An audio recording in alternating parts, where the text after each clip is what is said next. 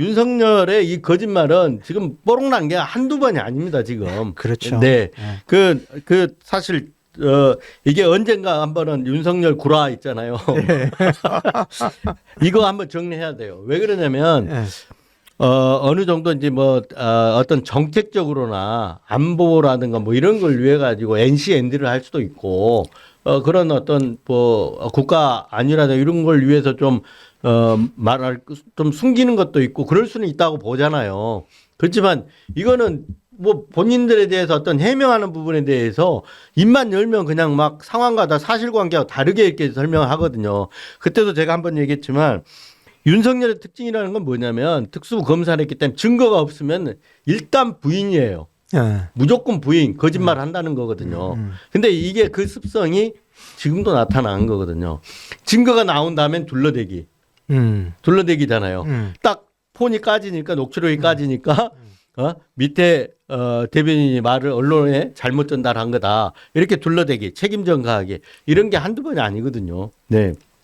아니 미국의 닉슨 대통령이 네. 탄핵 위기에 처하니까 스스로 사임을 했잖아요. 네. 근데 그게 이제 워터게이트 사건인데 닉슨이 사임하게 된 직접적인 계기는 워터게이트라는 사건 그걸 저질렀던 네. 그게 큰 게 아니고 거기에 대해서 거짓말을 했던 거거든요. 그렇죠. 거짓말. 네. 네. 아니 근데 윤석열은 정말 수십 번 수백 번 아니 대통령이라는 잡자가 이렇게 거짓말을 밥 먹듯이 네. 하고 있는데 이런 부분도 저는 이 탄핵 사유에 분명히 들어가야 되는 들어가야죠. 심각한 네. 범죄다 네, 이렇게 네. 생각을 해요. 국민을 속이는 거잖아요. 그렇죠. 네.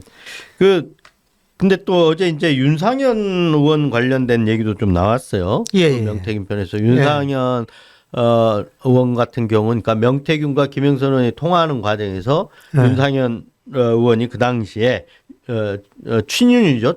그렇죠. 친윤인데 그 당시에 외교부 장관을 예. 로비했다. 예. 김여사한테 잘 얘기해달라 그랬다. 예. 이런 식으로 이제 그런 게 등장을 하는데 예. 여기에 대해서 또 윤상현 의원이 어제 국민의힘 의총 끝나고 나서 어제 이제 예. 아까 잠깐 얘기 나왔지만 권영세 의원을 그 비대위원장으로 이렇게 예. 선출하지 않았습니까? 예. 예. 근데 그 관련해서 이제 의총하고 기자들 앞에 윤상현 의원이 섰는데 기자들이 물어보니까 낭설이다 이런 식으로 얘기를 했어요 또. 네. 그리고 아까 김영선 의원 같은 경우도 공관위에서 원칙대로 하지 뭐 자기가 뭐 윤석열 얘기 듣고 한 거 없다 이렇게 하고 그 외교부 장관 원한 적 없다 낭설이다 이렇게 또 부인을 했어요. 이 부분도 윤석열을 닮아가는지 잘 모르겠지만 이 부분도 이제 수사가 되면 정확하게 이제 규명이 돼야 될 부분 같아요.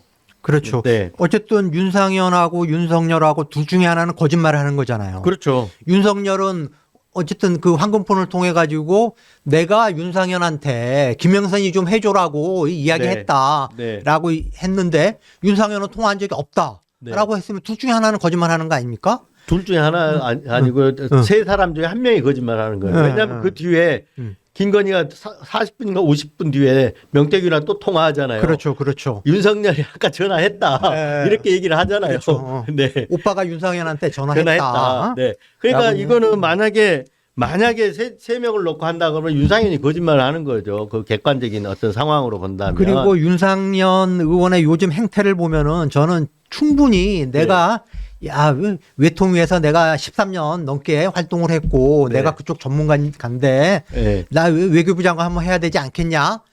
충분히 말을 하고도 남을 사람이죠. 네.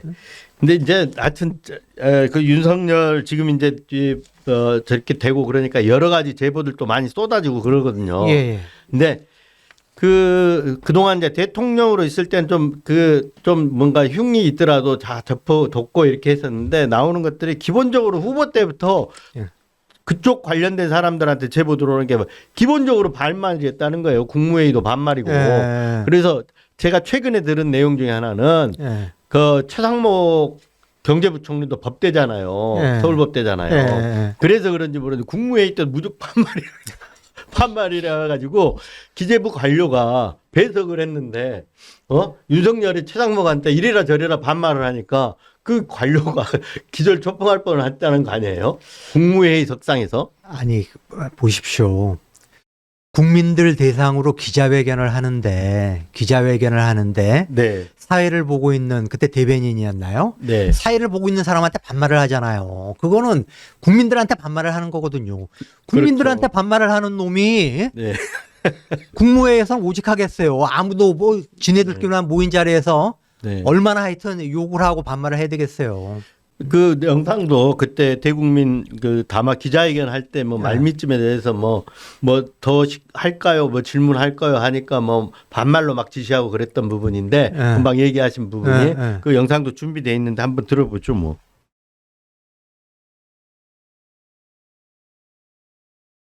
하나 정도 하자. 네? 이제 하나 정도만 해. 지금 네. 목이 네. 아프다 이제. 아, 네. 그래 더 할까? 예. 거기 마이크 켜놨어?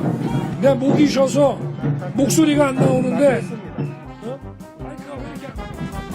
어? 마이크 닫고. 네.